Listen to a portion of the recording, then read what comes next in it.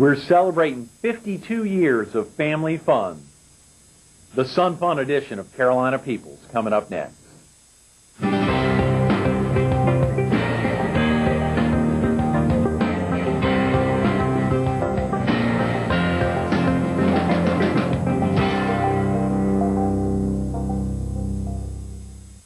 Good morning.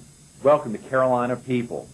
This morning we're at the Myrtle Beach Area Chamber of Commerce. We're focused on the 52nd Annual Sun Fun Festival, which kicks off tonight and runs through Monday. And we're visiting with Vicki Weigle, the co-owner of La Belle Amie Vineyard. Good morning, Vicki. Thanks so much for being with us this morning. Pleasure to be here. When I say La Belle Amie Vineyard, a lot of viewers, particularly viewers here in Horry County, probably know it, but the bulk of our viewers, as you may know, are in the PD and in southeastern North Carolina, so they may not know where the vineyard's located. Where is it located, Vicki? Well, it's located very close to North Myrtle Beach. Mm-hmm. We're actually about a mile and a half from the ocean by the way the crow flies, but we're on Highway 90 next to the North Myrtle Beach Middle School. On Highway 90? 90. Is that right? Okay. So if viewers were coming down, for instance, from Dillon, they would travel down, what, Highway 9? Highway 9, exit onto Highway 90, take a right, and we're 1.5 miles on the left. Fantastic. Easy Very to find. conveniently located. That is. Particularly now that we have Highway 31. Yes. That's probably opened a lot of business coming out there. It has. It's helped a great deal. That's fantastic. Can we talk real quick about yourself, Vicki? Are you originally from the area? No, I'm not, but my mother is. My mother was born and raised in this area.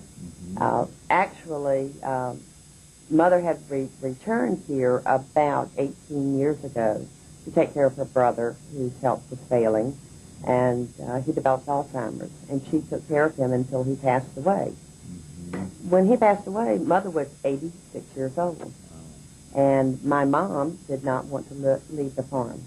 She loved the farm with all her heart and soul. Mm-hmm. Many people compare it to how Scarlett O'Hara loved Tara. Mm-hmm. And, of course, we wanted Mom to be happy. We wanted Mom to be able to live where she wanted to live. Mm-hmm. And I have two sisters, my sister who's partner, June, and another sister, Carol. And June and Carol and I were discussing the situation because we didn't want Mom to stay on the farm by herself. Right. Well, I was living in Houston, Texas. June was living in Charlotte, North Carolina. Mm-hmm. Carol was living in Georgia.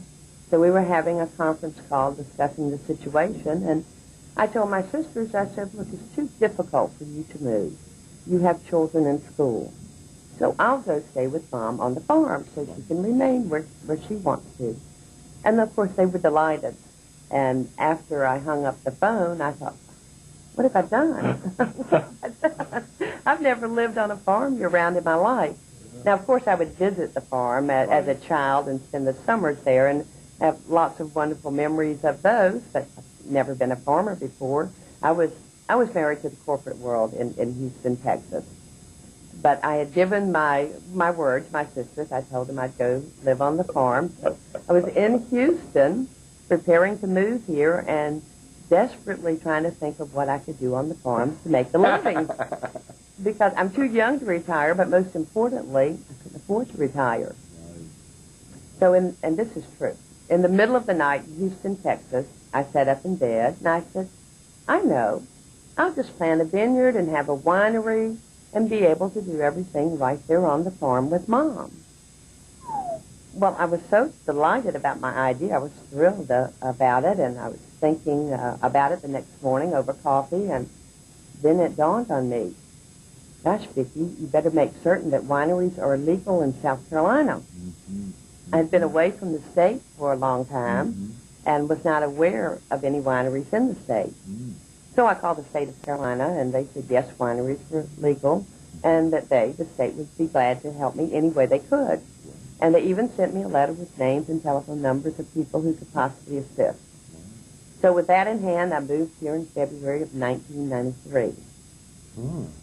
And after I got settled in, the first thing that I did was I pulled out the list the state had sent me because I needed to know what kind of grapes I should plant here to start a winery. Mm-hmm. Well, I looked at the list, and I saw in their agricultural extension office.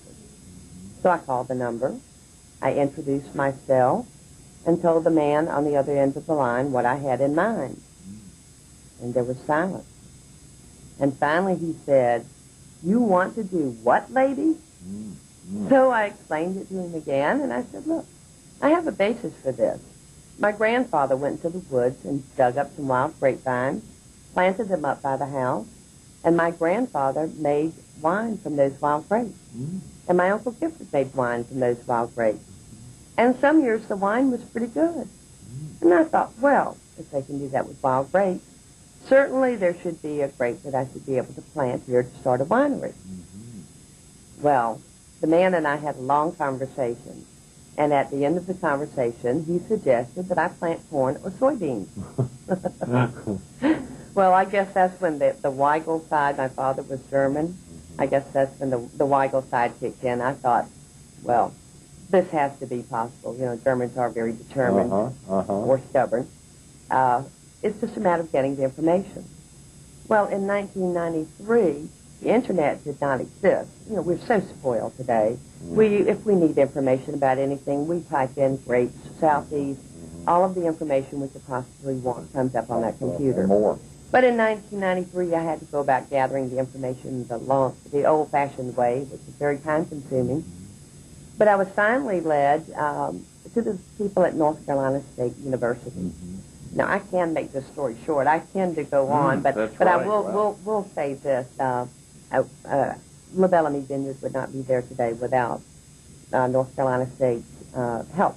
They have a viticultural program, and they also have a food science and the enology department. Now, for those of you who may not be familiar with the term enology, enology is the study of making wine. So I was so delighted. I met the people who could teach me how to grow the grapes and how to make the wine. I planted the first vineyard in 1995. It was a very long process getting everything ready to plant the vineyard. But I planted the first vineyard in 95, lost half of it because of bad vines. 96, I replanted. Everything was going beautifully when Hurricane Bertha arrived. And Hurricane Bertha devastated the vineyard. Hadn't really finished cleaning up from Bertha when Hurricane Fran arrived. And so I was a little distressed looking at all my little broken vines out there. And I went to some of the farmers in the area, and I said, "Do you have to put up with these hurricanes all the time?" And they said, "Vicki, we haven't had a hurricane that affected the crops in years." I think they blamed the hurricanes on me, that when we went down the road trying to grow grapes, she's growing the hurricane. That's right, yeah. So I had to start over again. Well, actually, it wasn't completely starting over. The vines were broken, but the roots were still intact. And so 1997 rolled around, and we managed a small harvest. We had enough grapes to make 60 bottles of wine. Wow. 60. And the wine was pretty good. You had to sell it for $10,000 a bottle. Well, you know, you just hit the nail on the head, because we were sharing the wine with some friends, and they liked it a lot. And I said, "Please, take them home with you." And they said, "No, Vicki, you have had such a tough time. We insist on paying you for the wine. Just figure out how much it costs to make a bottle." And I thought, well, now that's an interesting question. So I figured it out, and it's interesting. You were right. It was $10,513.43 a bottle. So they decided to wait until the production increased and the price per bottle came down. Well, 1998 rolled around, and as you know, we had 2 more hurricanes. 1997, we thought we were home free, when 1 week before harvest in September, Hurricane Floyd arrived and dumped 24 inches of rain on us in 26 hours. We had so much water on that old sand hill that the post actually floated out of the ground, and the trellising collapsed, and we lost that harvest. So I looked at my sister and brother-in-law, and I said, you know, I've been learning about small business management, cash flow, and I thought cash flow was supposed to be both ways, but it was going all one way. It was going out. I thought, I'm going to be a bag lady because Mother Nature has not been cooperating. So you cannot open a wine shop unless you have wine. I said to them, I said, look, the Bellamy's were French Huguenots, and that's where we get our history of winemaking in our family. By the way, our family arrived in the Grand Strand area in 1751. Wow. So we have a long history here. But I said to them, why don't we go to France and find some Bellamy vineyards and have them bottle some wine under our label. Right. And then we can open a shop. So we did that. Mm-hmm. Of course, that's a whole other story, and I know we don't have time for that's that exactly today. right. Well, yes. Now, Vicki, I would hate to, with Sun Fun kicking off tonight, we're going to have to get you back to talk more about La Bellamy Vineyard. We've only got a couple of minutes, and I want to ask you about some of the big events. Do you mind?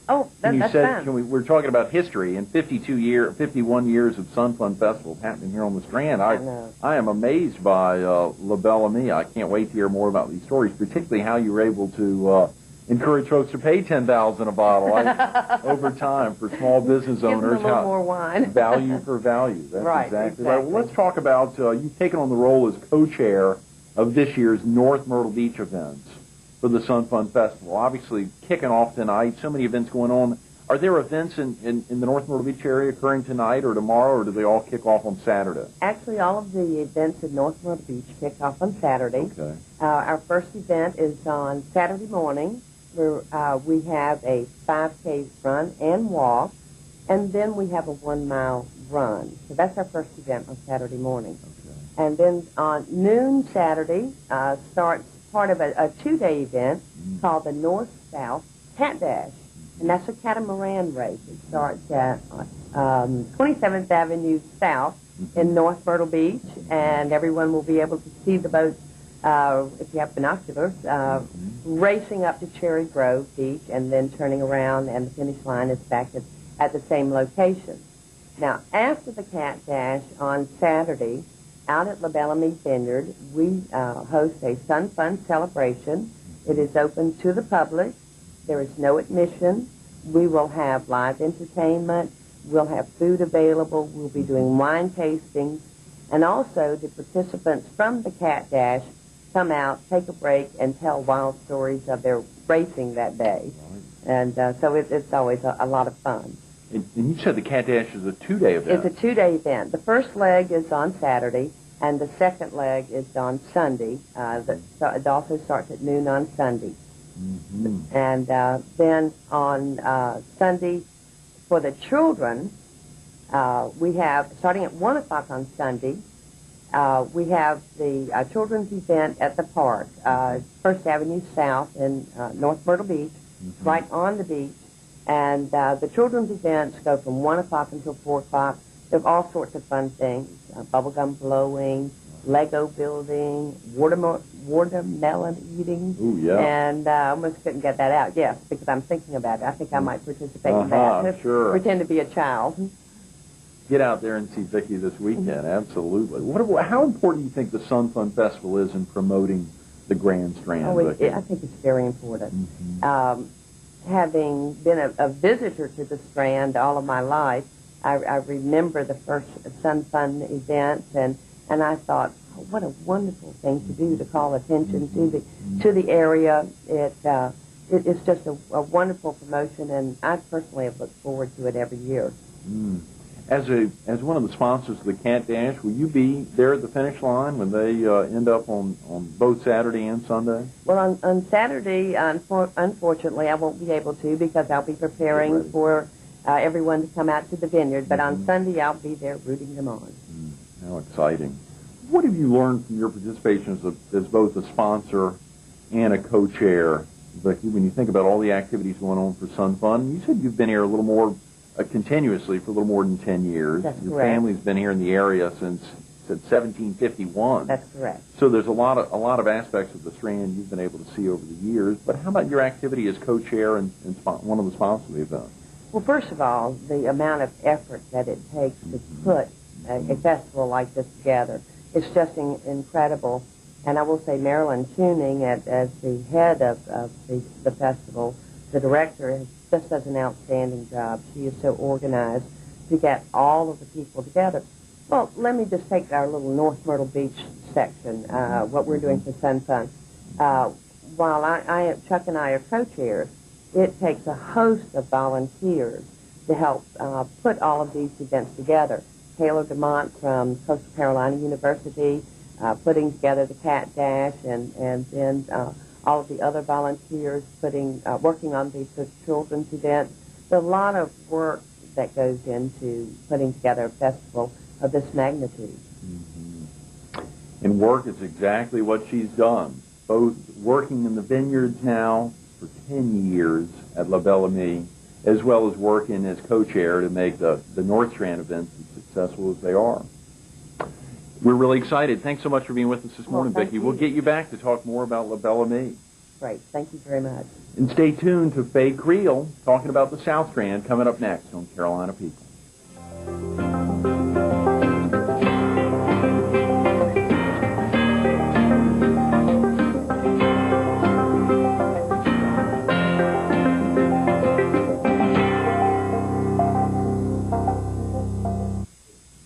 Good morning. Welcome back to Carolina People. This morning we're at the Myrtle Beach Area Chamber of Commerce. We're focused on the 52nd Annual Sun Fun Festival that kicks off tonight. And we're visiting with Faye Creel, the manager of the South Strand office of the Myrtle Beach Area Chamber of Commerce. Good morning, Faye. Good morning, Greg. Thanks so much for being with us this morning. It's a pleasure. Incredible opportunity to highlight all the events going on. The kickoff tonight, go through Monday. Such a big weekend. It's a wonderful weekend, and I've seen a few of them, too. Yes, absolutely. Quite a few. Let's hear about that. I want to talk a little bit about yourself. Are you originally from the area? I'm originally from Horry County. I grew up in Conway, but we were lucky and spent our summers in Myrtle Beach. Usually from Memorial Day to Labor Day, and then as we got older and liked it more and more, we were here almost 6 months. And then I went to school in Conway, so I had to go back and forth. You still have family here in the area? Oh, yes, I sure do. There's a lot of Creoles in Horry County. Yes, there are a few. In fact, somebody had told us one time they didn't know of anything that there were more of in Horry County than Creoles except sparrows. We're not quite that many. There are quite a few. How about your activities with the Chamber, Faye? How long have you been associated with the Myrtle Beach Area Chamber of Commerce? Almost hate to tell you. Ooh. Quite a while. I worked for the Chamber a little over 4 years at one time, and I left for 3 years. Mm-hmm. And about 3 years, I guess. Anyway, I left in 75 and came back in 79 to fill in for about 3 weeks. And those 3 weeks have turned into 24 years. Wow. So. And you just came back on a whim for that 3-week period? Actually, the person who had my old position had transferred to our North Myrtle Beach office at the time, and I was called and asked if I could fill in. It was in the spring, and it was getting near Easter, and I said yes, because I always enjoyed it, and it just felt like home, and we went, and anyway, nobody else was ever hired the first few weeks, and then I was asked if I'd be interested in staying permanently, and I said yes. So that was April of 79. I just had an anniversary. And when was the South Strand office open? The South Strand office was open in 84, in April of 84. Okay. And I went down when that was open. You went down to become the manager? As the manager. Is that right? So, and we've seen that area develop. And at that time, we were speaking of Sun Fun, there were not too many events in the area. There were a few in Surfside Beach, and they were handled a lot differently. So. Let's talk about your involvement in the Sun Fun Festival years past. Have you, working with the Chamber, you've almost always been involved with Sun Fun Festival events. I have, and back in the early days, and before I went down, we were much smaller, staff-wise. And I worked closely with Marilyn Tuning and at that time. And then when I left the Chamber, and I left to go to Myrtle Square Mall when it was first opened.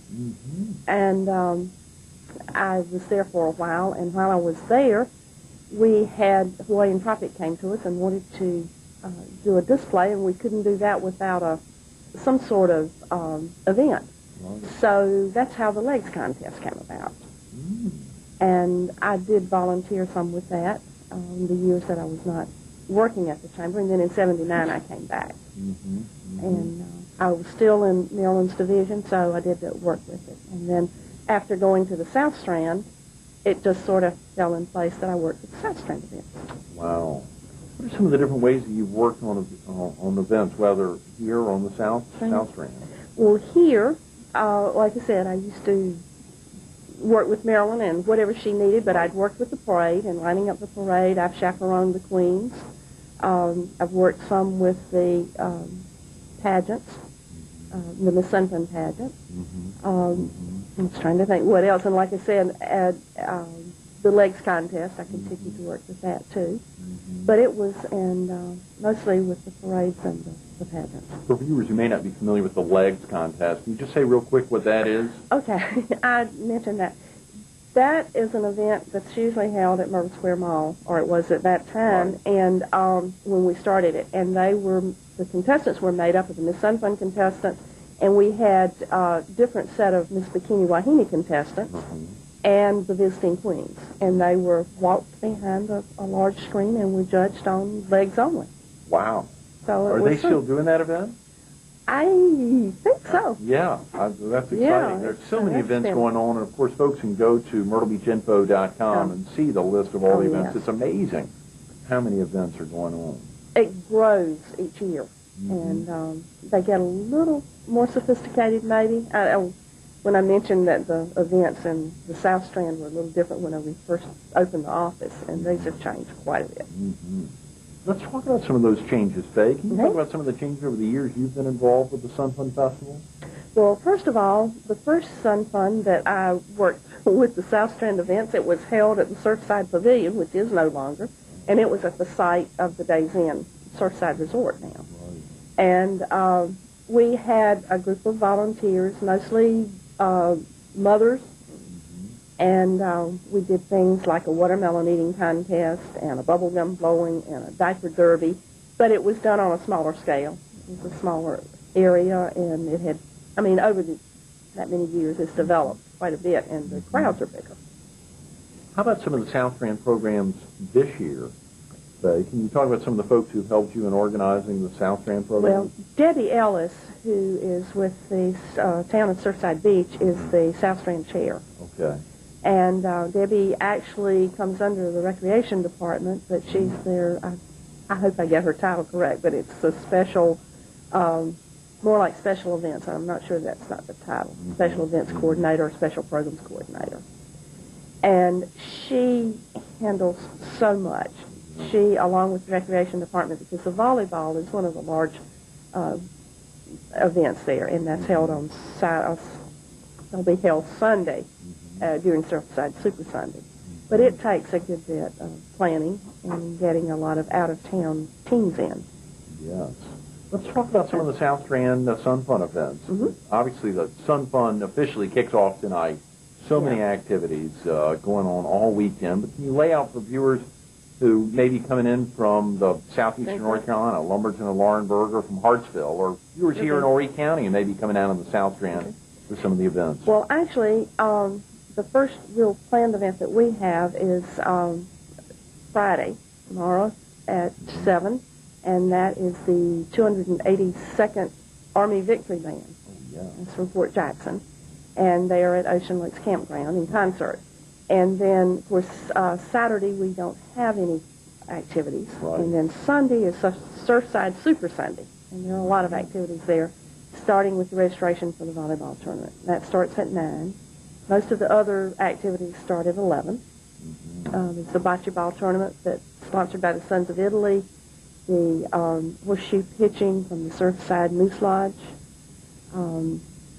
the Suntan contest sponsored by the Days Inn, and the Sandcastle contest sponsored by BB&T. Right. And then there's the children's game sponsored by Surfside Beach. And then you've got a kids fair as well. We do on Monday. Yeah. And that's from 1 to 4 at Floor Park. And it's just lots of fun. It's geared to children under 12. And loads of fun. And they'll have some educational things, some fun things, but one of the highlights of that is the Lego building contest. And children have half an hour, take the Legos and build anything they want to build. And they're in age groups. There are about 4 age divisions. And this is sponsored and judged by the local group of the architects. Okay. Wow. Well, we've just got a couple of minutes, Faye. When we think about tomorrow night kicking off at Ocean Lakes with the 282nd, the group, that's from The Fort Army Jackson, Veterans. I think. Right. Exactly, And which should be they're very good. exciting. 7 p.m. at Ocean Lakes, going through the Kids Fair on Monday, which should be spectacular. How important are volunteers to the success of the South Rand events? Well, actually, they're essential. Mm-hmm. I don't know how to tell you how many are actually involved because we're lucky with ours. The Sons of Italy, they have a number of volunteers on their own or from their club, and they do the bocce ball. And then the Moose Lodge will send their groups in, and they do a lot of horseshoe pitching tournaments. Mm-hmm. So they handle it, and I really don't know how many are involved from the beginning to the end of it. Right. Lastly, Faye, what do you like best about your involvement with the Sun Fun Festival or about the Sun Fun Festival in general? I'd have to say the excitement that it generates. I think sometimes we as locals get a little bit nonchalant about it, but when you see people come in and children watching the parade and participating in the beach games, it's just the excitement, and maybe I remember it from my childhood too. But I think there's an excitement in the air that you don't see at other times. Mm-hmm. It's the excitement in the air. You don't see it other times, and memories from Faye's childhood. We're visiting with Faye Creel, the manager of the South Rand office of the Myrtle Beach Area Chamber of Commerce. Thanks so much for being with us this morning. Greg. Appreciate your having me. Absolutely. Stay tuned to more Carolina People coming up next.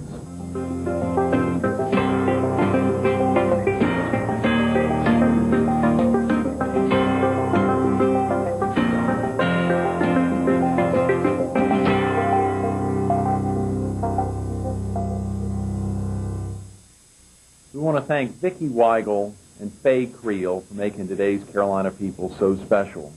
Go to any local chamber office to pick up scheduled events for Sun Fun activities that kick off tonight, or go to myrtlebeachinfo.com.